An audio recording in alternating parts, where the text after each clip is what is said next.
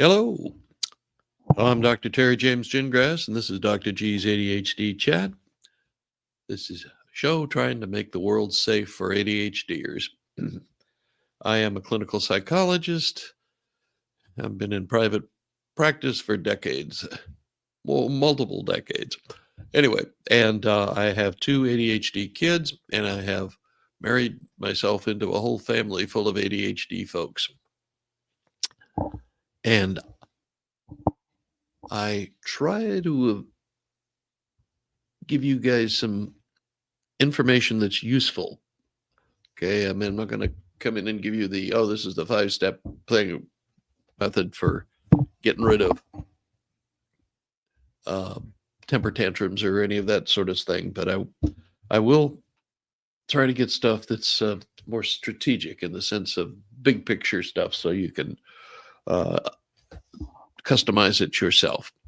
Okay. I'm going to talk about resilience. Okay. And resilience, like I said, is more important. I said this in the notes, is more important than intelligence. It's more important than education. It's more important than what Toney College you may or may not have attended. And it is more important than any special talents or abilities you feel like you've inherited, which you didn't, because talents doesn't work that way. But that's a whole different topic. Okay, resilience is the ability to learn from what you've done. Okay, it's you make mistakes, and we all do. You learn from those mistakes, and then hopefully you improve whatever it was you were doing and try again, and you get better and better each time. In behavioral psychology, they call this successive approximation. All it means is that every step you're getting closer and closer to what you want to be. That's the way all sports are trained. You don't play baseball by starting out hitting a 90-mile-an-hour fastball. That ain't gonna happen. And probably the biggest thing about resilience, is that you don't look at it as a failure, and you don't chastise yourself about it. I always screw up. I make so many mistakes. Which, as we know, being parents of ADHD kids, ADHD children are more prone to that sort of thing. Okay. I just recently read a new statistic about the amount of criticisms that ADHD kids get. Turns out that by the time your child is 12 years old, he or she has received 20,000 more critical comments than his neurotypical peers. And guess what that does to self-esteem and self-confidence and all those other selves. So it is not surprising that these kids look for some kind of relief somewhere. And it may not be the kind you would like them to look for. But it is totally understandable. The world is not set up for them. They're called disabled, and they're technically not disabled. But you got to be disabled to get accommodations in the school systems. So it's kind of a horrible, very tightly woven little mess that you have to deal with. And for parents,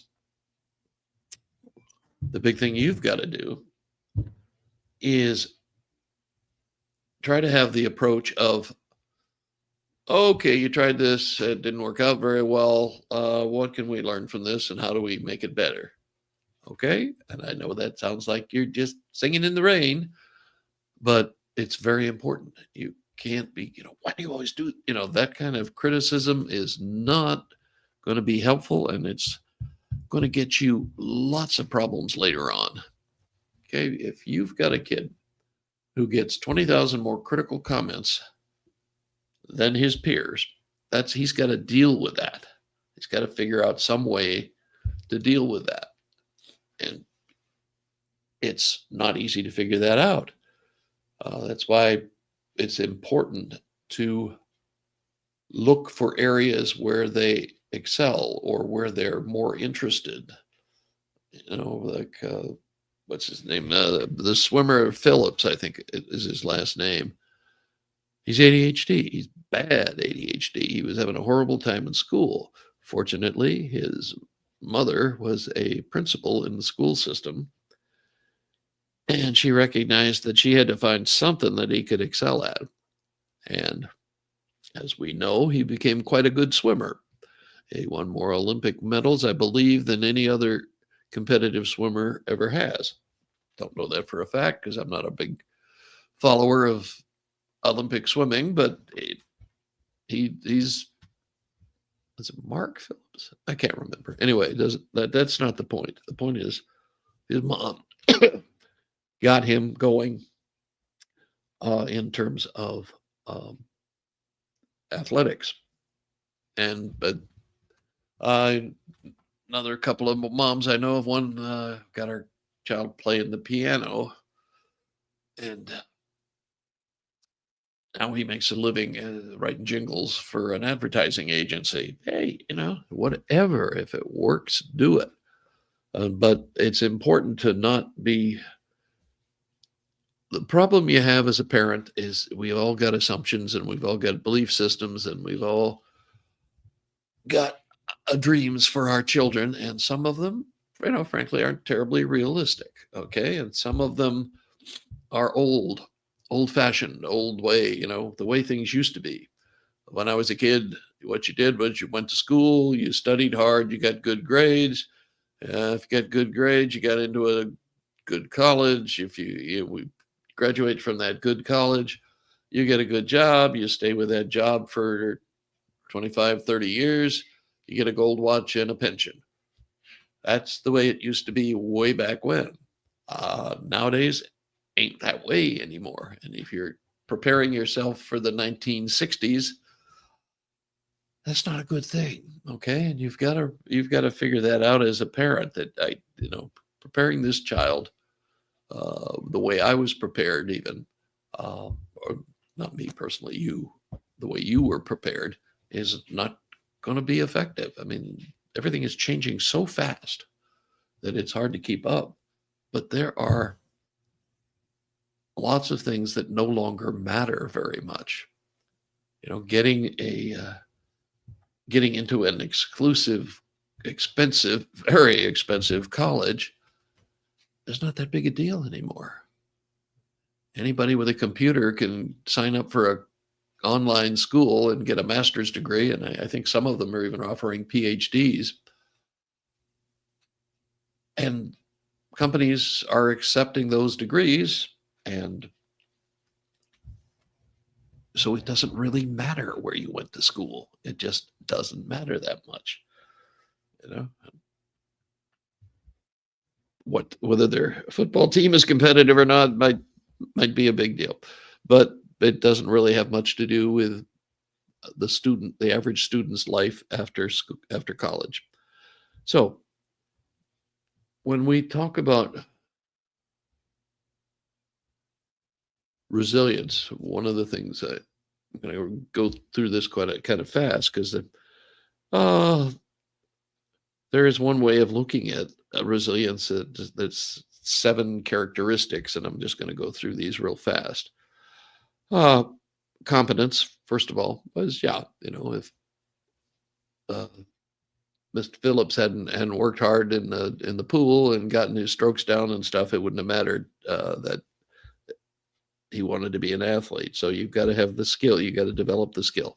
By the way, talent is not a player. Okay, in sports or anywhere else, really, everything we do pretty much is learned, and you want the best teachers you can find. You want the best workouts you can find. But from being a professional golfer, Olympic swimmer, a professional baseball player, any of those things, they're all about talent and about the amount of work you put in. So it's competence, yeah, but it's a skill that you develop and you work hard on developing it. And you, as parents, your job is to help train them. And if you don't know how to do it, then your job is to hire people that'll do it for you. Okay, that's competence. And then confidence. Now, confidence is vital. A lot of kids, especially those who've been criticized a lot, just quit. The first time it gets tough, they just, I'm not going to do this anymore. I feel bad when I do it because people tell me I do a crummy job and I don't want to do this anymore. The problem with that is the world gets awful small, awful fast when you start just giving up on things.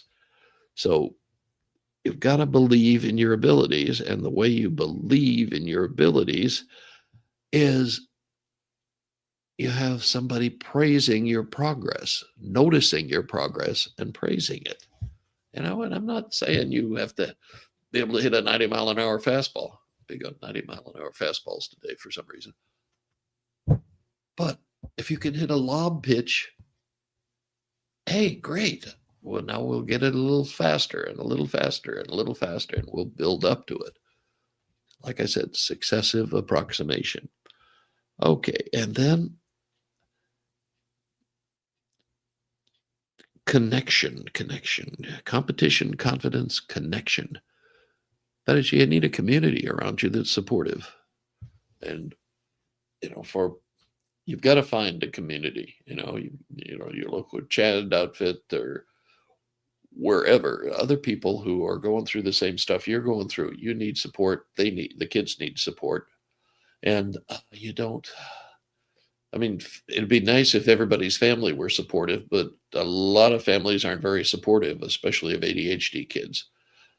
So however that works out for you, but you need some connections and you need to train and display. Well, that's partially how you train, a certain ethical and moral categories. You have to, oh, why are we talking about that stuff? Well, because it's important. If you have strong belief in yourself and strong belief in your values mostly, it's easier to make progress. And contribution is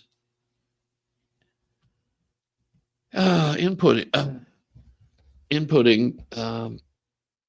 the value of what you do, believing in the value of what you do and sharing it, the impact of it, you get people, well, okay, my swimmer, whose first name I can't remember, but he won a lot of medals at the Olympics. He made his team happy. He made his hometown happy. He made his mom happy. That's important. And then part of how you get there is you learn to cope. Okay, coping is ridiculously important, but it's basically how you handle stress and that sort of thing. Is you don't let yourself get overwhelmed. You only let yourself. You're not always going to be super comfortable, but you can't be so overwhelmed. Oh God, it's horrible, isn't it? That you don't finish stuff, that you give up. You can't be doing that. You've got to cope, and you've got to. It shouldn't become an issue. Quitting should not become an issue. The given is that you will finish what you start. And I remember we had a lot of trouble with that.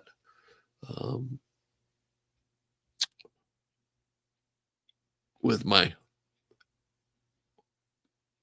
ADHD son, was, oh, this sucks. I don't want to do this anymore. Well, have to finish. You started, you signed up for it, you made a commitment, finish it. Oh, and probably the last one, and maybe the most important one, is under recognizing that you have control. You have control over your life. You have control over your emotions. You have control over what you choose to put your effort into. Uh, those are all important things to recognize. A lot of people think that emotions spring out of the clouds or something. They don't recognize that we have control over that, and it's it basically is controlled by our thought patterns. And you change your thought patterns, or you keep your thought patterns focused on doing the best you can when you can. Uh, Life gets to be a lot simpler, and you're not worried about excessive emotions and that sort of thing.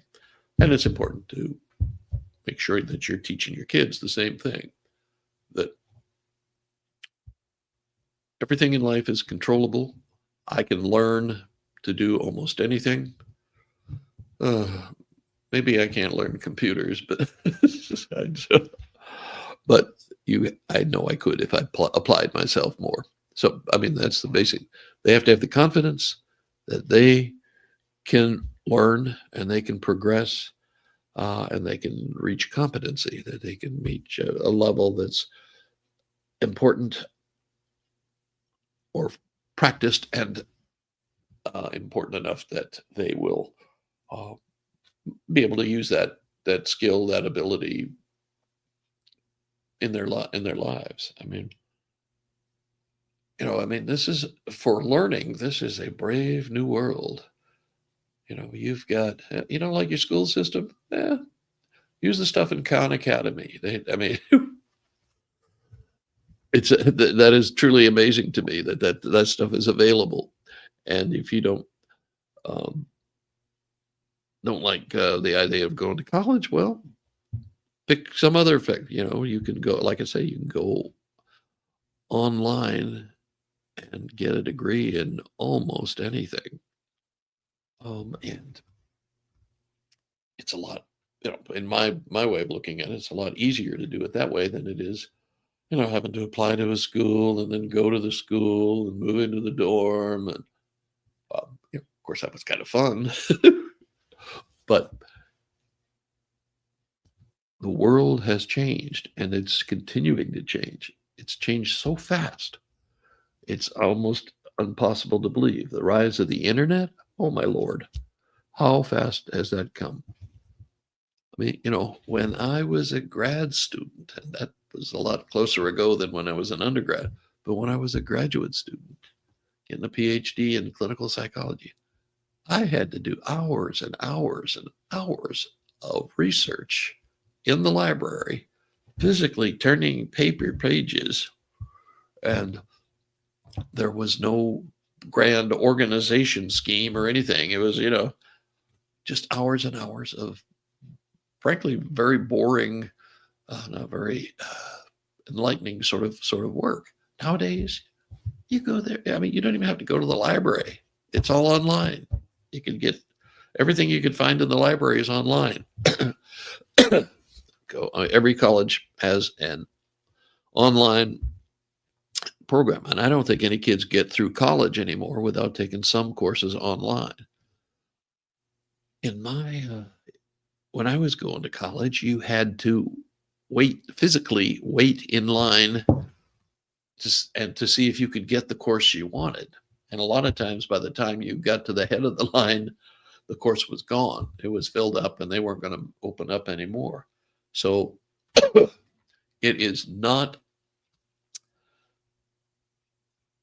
well, it's a lot easier world. Let's just say that. There's a lot less looking around and there's a lot less having to wait in line, and a lot less, excuse me, having to worry about things running out of things. It just doesn't happen as much anymore.